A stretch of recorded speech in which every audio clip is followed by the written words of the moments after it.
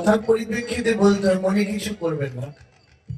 অন্য সম্প্রদায়ের কোনো বাচ্চা, 5 বছরের বাচ্চা ছেলেকে যদি রাস্তায় দাঁড় করিয়ে বলি, বাবু তুমি একটু কোরআন তিলাওয়াত করো, বা অন্য সম্প্রদায়ে যদি তুমি একটু বাইবেল বলো, দেখবেন 5 বছর বয়স কানে আঙুল দিয়ে অসমিনেশাই করে শুরু করে দেবে, মনে করলে ভাত না।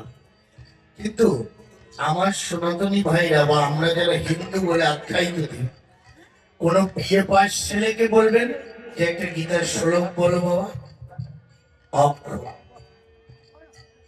পারবে না বলতে, সম্ভব।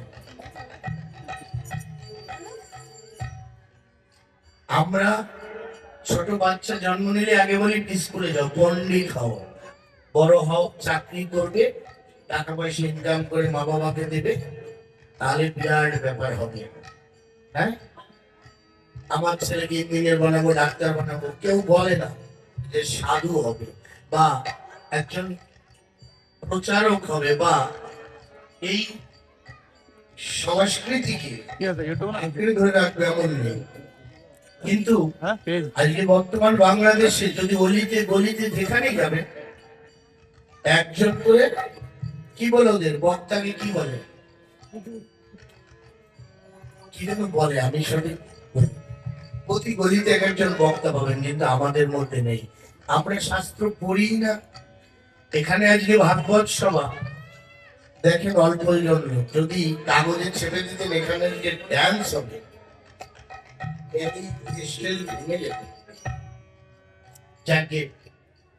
তবে আমি একটু প্রথমেই সচেতন করলাম যে আমাদেরকে সচেতন হতে হবে, নাহলে আরো দিন বেশি দিন নেই, আমাদেরও কিন্তু মাথায় একটা নিতে হয়, ঠিক না? তাই আমি বলবো আপনারাও চেষ্টা করেন। আমার মা বাবা কিন্তু কি বলবো, বলতে নেই নিজের কথা, তাও বলি। আমি অ্যালাইড মেডিকেল ইনস্টিটিউটের ছাত্র,